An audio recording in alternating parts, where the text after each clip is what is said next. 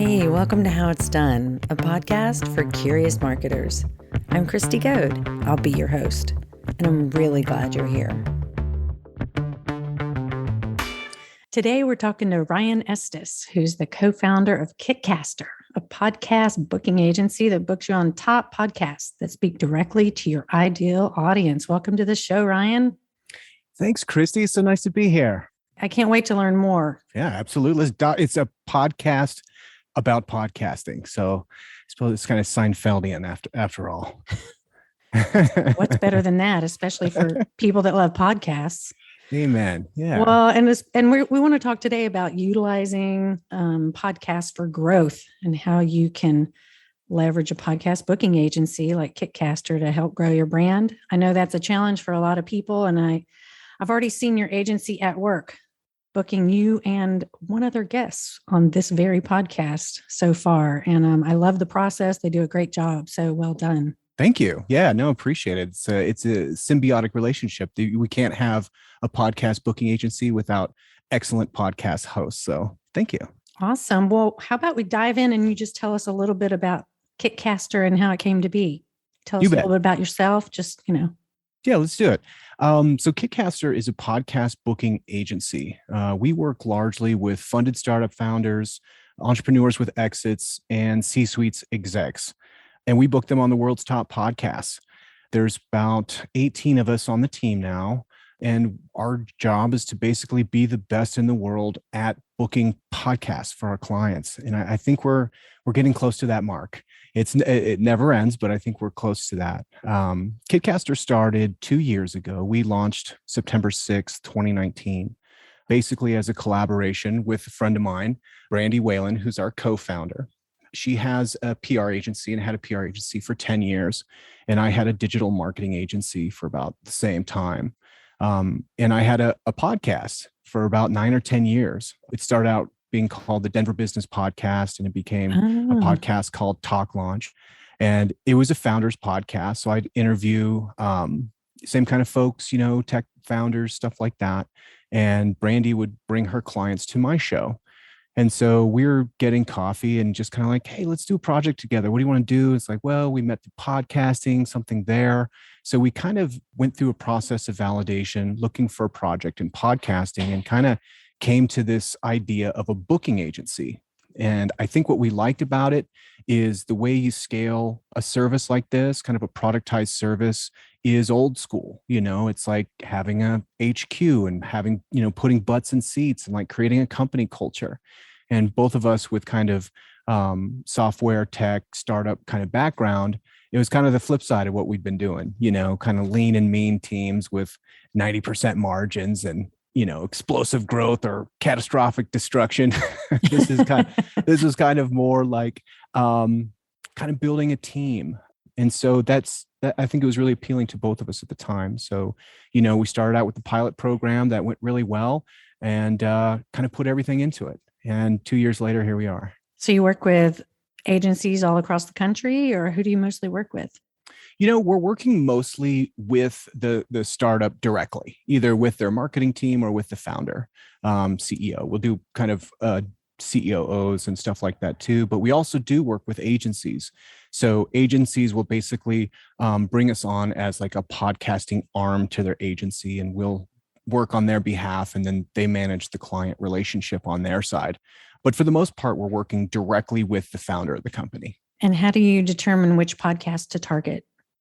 Oh, that's a good question. I didn't have that on the list. I'm just throwing it at you. No, let's do it. The kind of way that we'll go at it is we really start with the outcomes. What do you want to get out of podcasts? Oftentimes that could be kind of brand exposure. Like we're just looking to get our name out there a little bit more. Everybody's looking for prospects, and we definitely want to move the needle with podcasts where we can.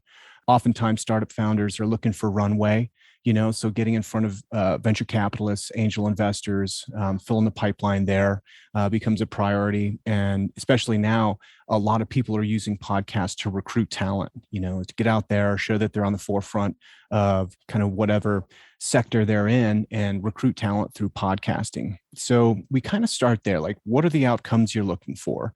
What are the attributes of that audience? Find the audience for them, and then we'll go find the podcasts that match the potential outcomes and audience that the podcast has. That gets us really close, to kind of finding that right fit. From there, it's like media relations, but specific to podcasts. Exactly. That's it. So, generally we'll do 2 tracks. We'll do kind of like a broad generalist entrepreneurial type story podcast track. And then the other will be a little bit more technical, probably where you can find a higher conversion rate within kind of those outcomes you're looking for. So when you're talking about conversion rates, how do you typically think about that with a podcast? Does it include all the way through to thinking about production and what calls to action you're putting in there, or it goes back to what you were just talking about? What's your goal, and understanding that on the front end? Yeah, you bet. I mean, podcasts are pretty squishy. I mean, they don't fit neatly on spreadsheets. It's hard to find your acquisition cost from a podcast. So, we ask our clients, is this resonating with you? Do you like it? Because that's really important. It does become a really fun way for leaders to lead, and kind of talk about the thing that they're most passionate about. But then what are the other areas that we can measure success within the campaign? So it's really just a dialogue with the client of like, hey, are you getting what you signed up for? Yeah. Do you ever find that some CEOs say that that's what they want, and let's go do some podcasts, and then they're just not available when you start delivering? On the schedule? Sure. Yeah. It happens. Yeah, totally. And, we have philosophy, like we don't believe that there's such thing as a podcast emergency, because there just isn't, That's true. We definitely take our job very seriously, but it's like, hey man, where we can, we'll reschedule to accommodate our clients. But we're also, working on behalf of podcast hosts as well. So there's a fine line, if everybody's respectful of everybody's time, it works out great. So we do find, what's great about kind of the Venn diagram of, let's say, podcasters and CEOs and founders is they kind of overlap perfectly. These are folks who love to talk, and we've had clients that have been with us for the entire 2 years that we've been alive, and have just kind of woven these podcast interviews into their schedule because it's something they love to do. And because I think the outcomes oftentimes are a little bit of novel and chaotic. You don't really know. You don't really have to prep too much for them, right? I mean, if you're an entrepreneur and a CEO, founder, you know what your story is. And so it's pretty easy to talk about it. 100%. You live and breathe the product. What we do find, though, is in the beginning of the campaign, it's good to do a little bit of training around their story. I think for everybody, it's hard to kind of talk about yourself and who you are and how you got to this chair. Oftentimes it's kind of the humble beginning story to that pivotal moment to where you are now and your vision for the future. And, kind of working with our clients to create kind of stories and pull anecdotes from their past that kind of describe that transformation is really helpful, because especially kind of how you started the podcast. Tell me about Kitcaster, a little bit about yourself. Pretty much all the shows start like that. So having a good kind of tee off point where you can get into the meat of the conversation is just, it's a great way to begin the campaign. Hey, I agree with you 100%. And, that's like my passion. Okay, let's help you figure out your story and then go tell it to the right audiences. Yeah. Which is also a great segue for my next question for you, Ryan, is you describe yourself as an American Buddhist entrepreneur. So I need to know, okay, why do you describe yourself that way? And why is that important to your business and maybe your business model? I know you mentioned just a little bit ago, service, fun, and profit.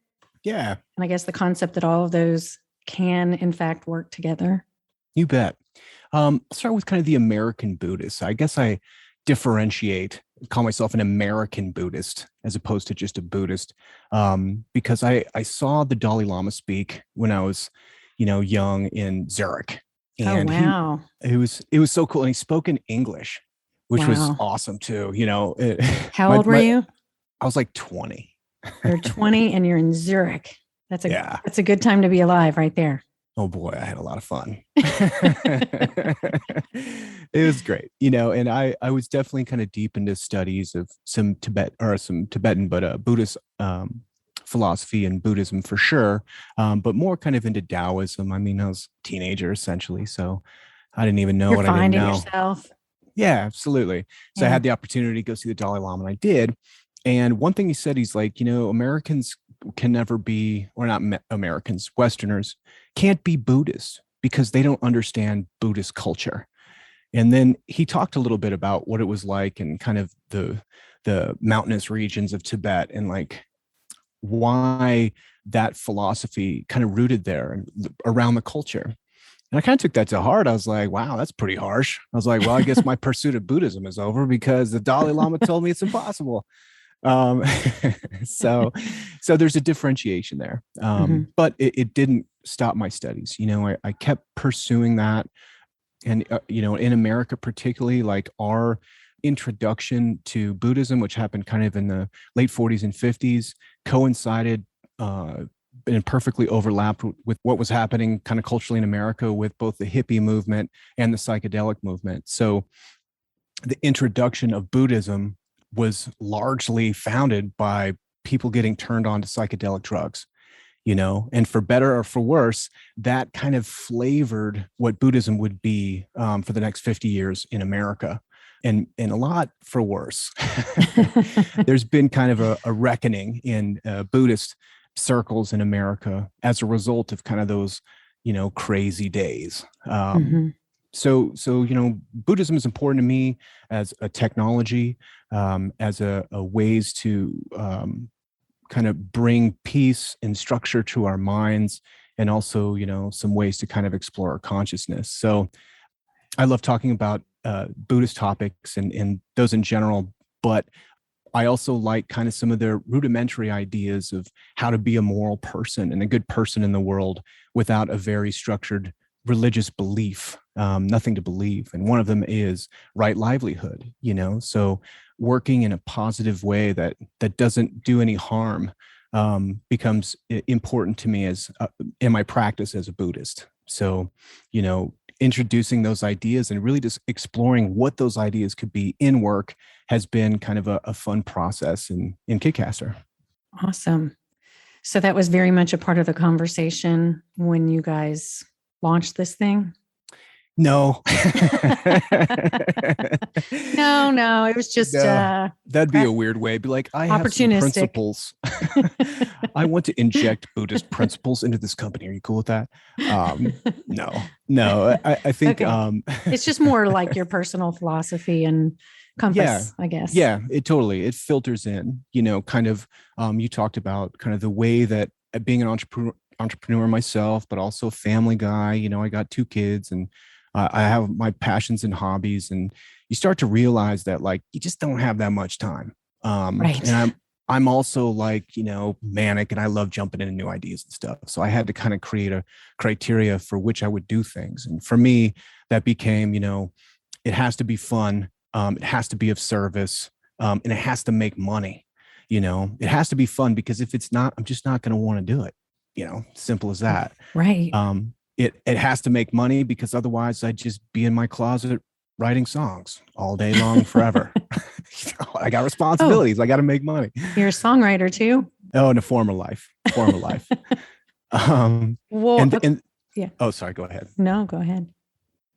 Oh, and then the third one, it has to be of service, because bringing meaning to our work is personally important to me, but also I think for it to stick and to build a staff, you have to feel like you're making a difference, in multiple domains. Otherwise, again, it's just you're not going to get your best performance, and then figuring out how to deliver your best performance becomes kind of the next task. So Kitcaster for me ticked off all three of those things, and kind of sent us on our way. That's awesome. What's this thing you talk about, emotional traction, and the role podcasts play in healing our ailing culture?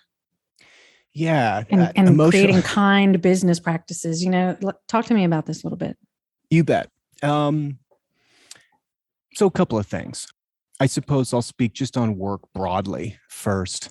When I was growing up, I didn't know what an analyst was or this or that. Like I knew that Same. people, I knew that like people did business on the golf course, but I had no idea what that kind of work was. What to me, like your job was like the characters on Mr. Rogers or like the businesses in the strip mall. You've got a grocery store, you've got a mechanic, you got your lawyer, you got a doctor. I knew what all these Got a things were. teacher, a nurse. You got a teacher, a nurse, absolutely, a Yeah. mailman, you got the milk guy, you got jobs, and that's what I understood. And now, because of the internet and kind of these different things, you have things that are called podcast agents, which is so ridiculous. I mean, what is that? It doesn't even make sense. And largely, there's a lot of work like that. If you're a software engineer, like what it ends up is that we're spending a lot of time in front of glowing rectangles. And how do you manage that? Right. Like my son, he's in college right now, but he had his first PR internship this past year. And he's like, "Oh, mom, I get what you were doing, on your computer all day, every day." Cause that's all Yeah, he saw me do was looking at just this little this. screen and typing on taking phone Totally, calls. which is weird. It's Yeah. innately And how do you weird, describe that to kids? Right. Like and they don't get it it. makes it difficult. It's not very tangible, but Yeah, but if you're a mechanic, you like add a place and people come in and they have a problem and you solve the problem. And that's every single business. That makes sense. What doesn't make sense is like whatever we're doing right here in front of like glowing rectangles and like there's something unsatisfactory about this kind of work just built in because really we're not supposed to be in front of glowing rectangles. We're supposed to be engaging with each other in personal level. At least that's what we've been doing for a few 100,000 years as a species. yeah. So there's certain you know downsides. There's many upsides that are fantastic. I don't want to be lifting rocks in a field. I don't want to. I'm glad I'm doing what I'm doing. um but it becomes an internal world then. Is that like, how am I engaging with myself so I can engage with my work?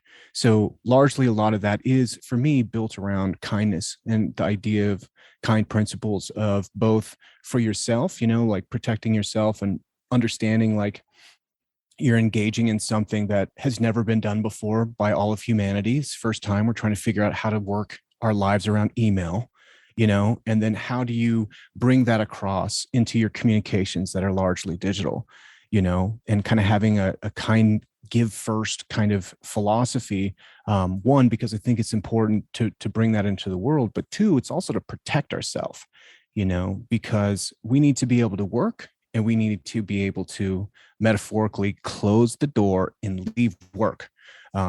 And for me, from a leadership perspective, it's very important for me to create those opportunities for our staff, because in order to get the best, most creative, productive work out of them, they can't be looking at emails at 8 p.m. They can't be getting text messages from stuff on Sunday afternoons, because that means from Monday to Friday, when I need them, they're going to be torched.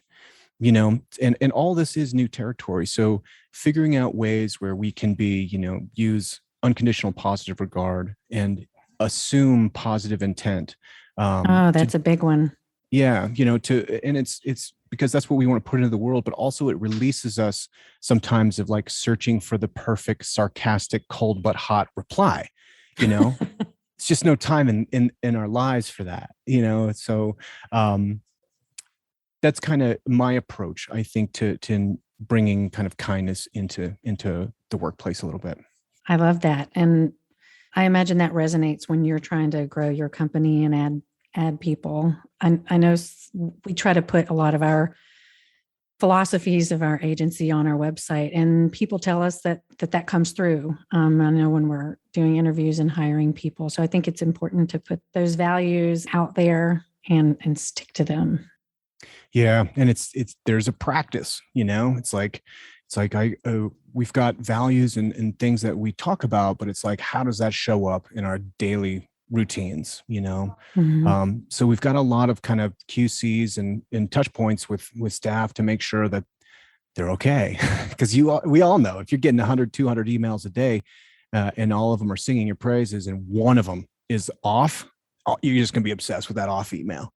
And it'll drive you bananas. So In a leadership position, I do feel like it's my responsibility to help give us some tools in order to deal with these glowing rectangles and how it is kind of maybe a anti-biological work interaction. I shouldn't say anti. It's just new. And so we're all trying to figure out how to do this.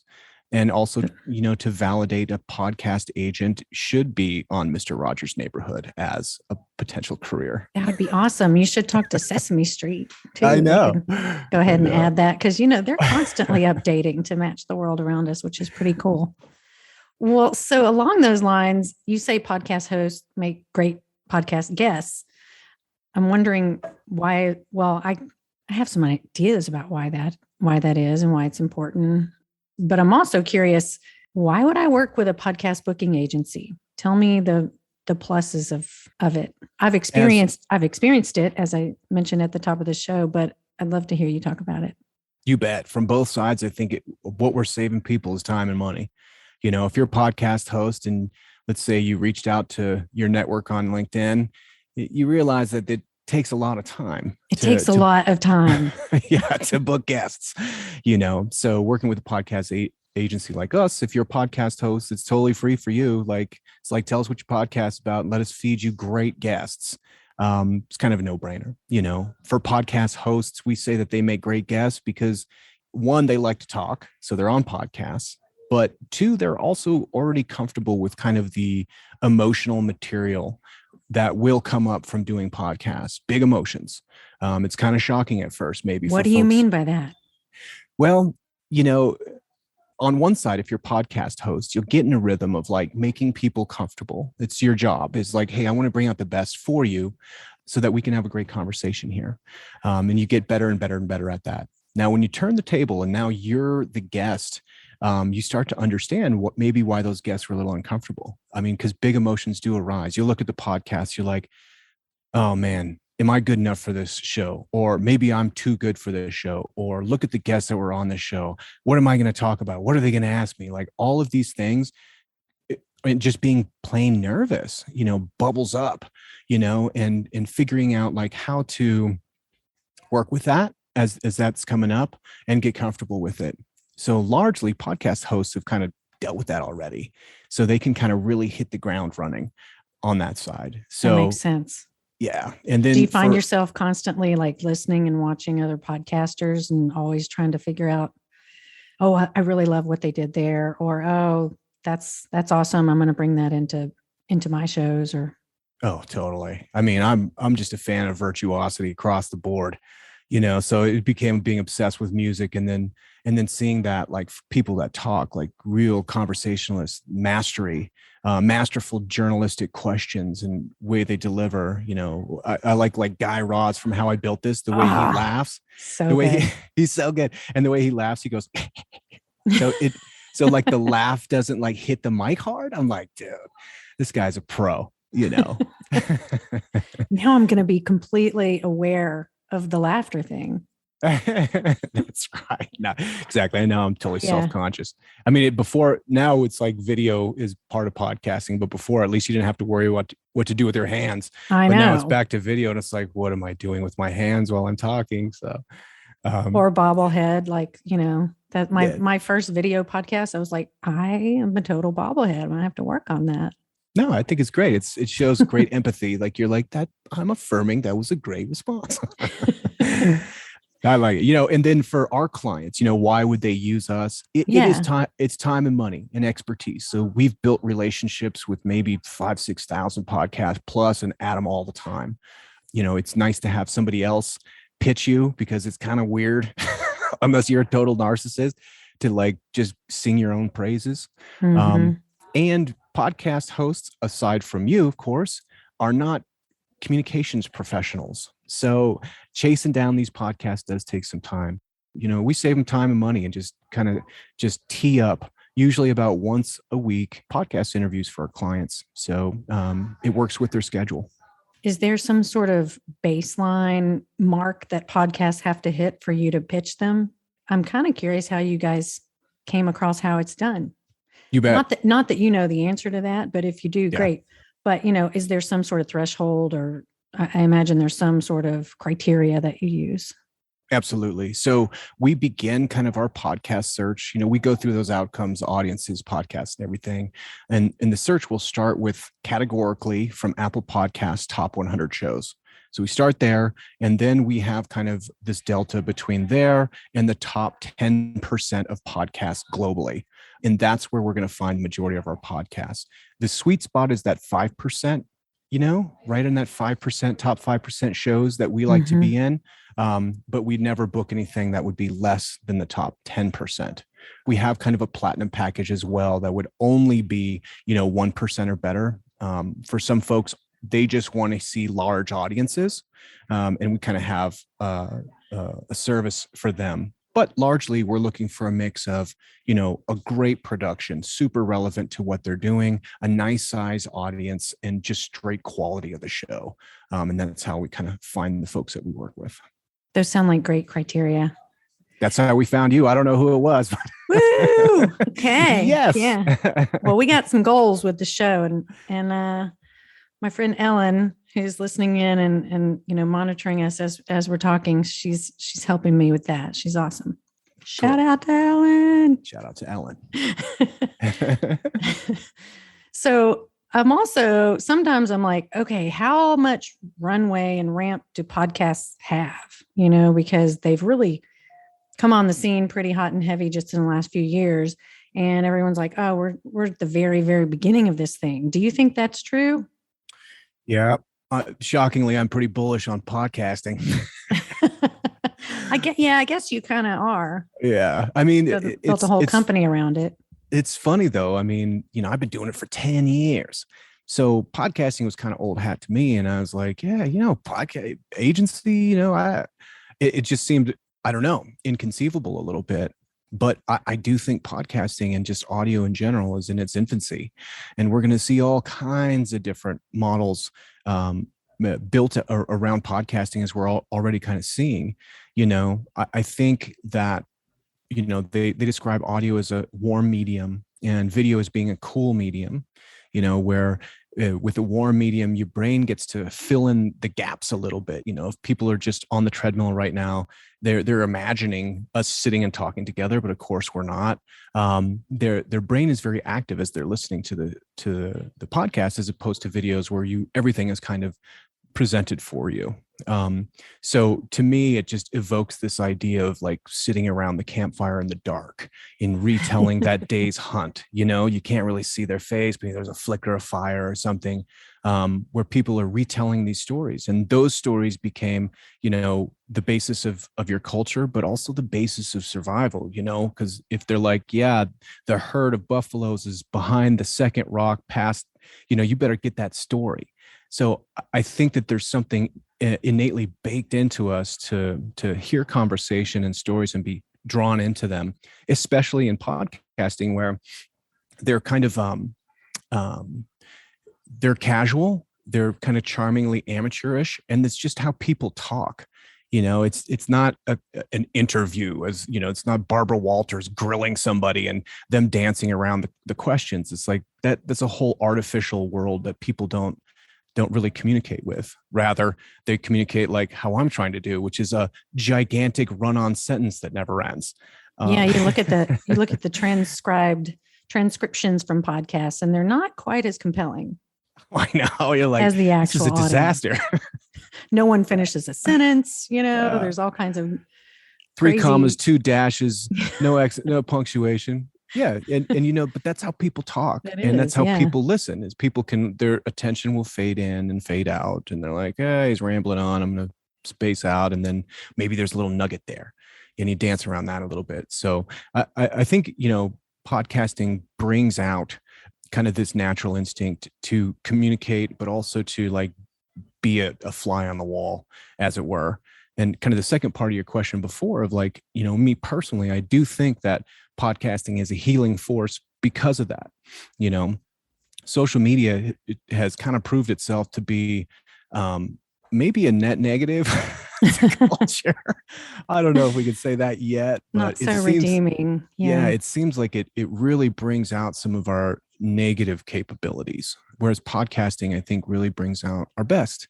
which is to say that, Christy, you and me seem like we're very similar, but even if we weren't, I think we would greet each other on this podcast in the same way. We'd extend the olive branch, as it were, to look for places that we do connect as opposed to places where we don't, So social media brings out our polarities, but I think podcasts and just conversation in general brings us back together.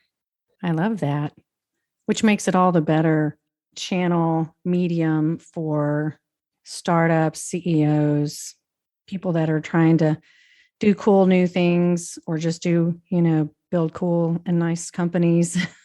100%. To be able to also, have that kind of human connection. And yeah. I mean, especially in startups, it's like, what blue flat logo do you like better than the other one? It's all pretty homogenized. If you do have a story out there, then that could be the differentiator why you go with this widget versus that widget. It's like, man, I heard a podcast with the CEO. He seems cool, or she seems awesome. That's why I'm going to go there. Yeah. It's kind of like better reason. Yeah. When I watch documentaries, so how many times have I watched a documentary of some band or musician and I was kind of indifferent to them maybe beforehand, but then I watched the documentary. I'm like, oh man, they're the best. Avett Brothers. Fall in love with them. Yeah. I liked the Avett Brothers, but then once I saw that documentary, I was obsessed with them. Those are my brothers. So, when you're working, is there a size company that's too big? That's, really not in your sweet spot that you wouldn't really take on? Or is that not really a thing? No way. Bigger the better. Okay. Yeah, we've worked with billion-dollar companies, and typically what we'll do with them though is really silo their leadership team.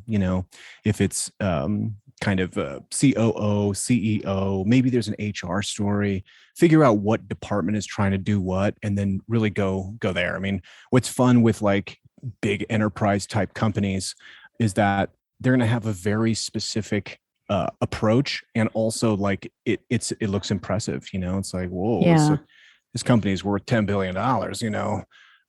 It makes it easier for us as booking agents. Plus, they have great budgets. I mean, I love enterprise companies. Right? You get to do some cool stuff, and then the other big benefit is then they can leverage their social media channels, and they can showcase these different podcasts that their executives are on and the stories they're telling, and they can put those, publish them themselves on their own channels. And I think that gets so many more eyes on it. It's such an awesome opportunity. Oh, totally. Absolutely. Above and beyond just a digital news article, for example, which is equally great, but they kind of each have a different role. Absolutely. No, it's good. And, the challenges there are oftentimes just compliance and making sure that, company message, brand standards are front and center. We kind of review that. I mean, the nice thing about, if we're talking about a founder, they can shoot from the hip. It's their baby. Right. They're not scared of what they're going to say. Their job is to create news, right? Exactly. But, if you're working with, a compliance officer at an enterprise company, they might be a little bit more guarded, and rightfully so. But typically they've gotten to the position where they are because they're very good at navigating that balance. Right. Now, as part of your role, do you do anything post booking? If maybe they don't like something about the podcast before it gets published and you want something edited out, or is that turns over to somebody else? Oh no, we'll take care of it. It's only happened 2 times. Oh, it's only happened 2 times where Can you tell us what happened? Oh man. Okay, sure. The first one was somebody, like a fist bump, and he was talking about, he after he wrote his book, he came home and fist bumped his kids because he was excited about it, but he said fisting. Oh. And the podcast host started laughing about fisting kids. And that's not good. That's he didn't know what that was. And so, the podcast agent was like, oh, you know what? You don't know what that was, but I don't even want to tell you. But we went back and podcast. We're just going to edit that out. They took it out. Yeah, of course. Yeah. And the other one was somebody meant to say person of color and they said colored people. Which, again, I mean, this isn't somebody who is a native English speaker. And it was like, oh, and the podcast host was like, hey, I don't think I think what you meant to say was person of color. And so they went back and helped him out. And I think it just, again, points to the fact that like podcasting is all based on reciprocity. Right. It's not like a gotcha thing. Yeah, no, everyone wants you to be okay. And like, I know what you meant, and everybody knows what you meant, but we're going to go ahead and edit that out anyway, because we don't want to, make it a source of stress for you. But yeah, like those are great examples. Yeah, I know. Yeah, I was like, yeah, we want to change those. We're gonna work on that. But otherwise, countless hours of podcasts recorded, and it's fine. Well, and obviously you've seen great results. Like, what do your results look like? What could someone expect if they're hiring you? I guess it depends on the budget. Board. Yeah, it's across the board. It's everything and everything in between. So we've had people that have found 7-figure runway by finding investors through podcasts we've booked on them, which is great. We've had authors that sell books. We've had coaches that sell subscriptions to their coaching program. We've had attribution models where we're getting, SaaS B2B tool signups from podcasting. We have had people hired from podcasting. We've had people find their co-founder through podcasts we booked. So the outcomes is the most important thing to me, because as an entrepreneur, I'm sympathetic to what they're doing, and we want to make sure that they're using their time in a way that makes them money, gives them service, and is fun. Well, obviously you're having great results because you've been around now for, you said you started in 2019? Yep. 2 years on the 6th, which was yesterday. So happy anniversary. Yeah. Thank you. That's awesome. Yeah. So, the results are fantastic. And the only way we know that is because that's what our clients tell us by sticking around. So, that's a good sign. Yeah. Yeah. And where you're in Colorado? Yeah, we're in Denver. We're based in Denver. What part of Denver? Baker. Don't know where that is, but okay. It's like there's like a Baker Arts District here on Santa Fe Drive. So we're just shy of downtown Denver, south. Okay. How about you? Where are you? Nashville, Tennessee. Oh, I love Nashville. Yeah, it's awesome. But I should have known. I saw your guitar back there. That is not mine. That's a little baby Martin that I got from my son when he was little, and I think he maybe played it once. You're born with a Martin guitar, right? In Nashville, isn't that how it works? I mean, a lot of people are, but I have zero musical, talent. I mean, zero. So it's kind of sad. I thought about trying to learn how to play the guitar during COVID, but that didn't last very long. It hurts the fingers. It really does. Gosh, I didn't know that, that your fingertips went numb. It's pretty amazing. Yeah. I've been teaching my daughter to play guitar, and she's really, she's like, Dad, how do I get these transitions and changes? I was like, you have to play till they bleed. That's it. And like, truly. Yeah. And they will. And then the feeling leaves your fingers. I mean, I don't know how I never knew that before, but it's just not the part people talk about. Fun fact, guitar players are the only people that can tickle themselves because they have no feeling in their fingertips. Well, this seems like a pretty good segue to a favorite part of our podcast. We don't always, but sometimes we like to end on like, what are your favorite, book, podcast, quote, movie, music? Sure. Take it. What about you? You said in a previous life, maybe you were a songwriter, or maybe you wanted to be. And I just heard this love of Nashville. So yeah, that's a favorite music. Oh boy, what do I like now? Whatever. The album that got me through COVID was that Nathaniel Rateliff record. Oh gosh, so good. So good. He's awesome. I'm going to see him in concert here in October. Oh, with the Night Sweats or? Yeah. Solo. Yeah. Cool. Oh man. I know. I'm excited. You go to Red Rocks a lot? Yes. I see. What was your last concert? At Red Rocks? Yeah. Oh my gosh. It was Pretty Lights. Probably in the fall of 2019, right before COVID was March 20. Yeah, Pretty Lights. And that was an incredible show. It was very cool. Oh, I bet. I saw Tyler Childers there was the last concert I saw there. It was good. Yeah. Cool.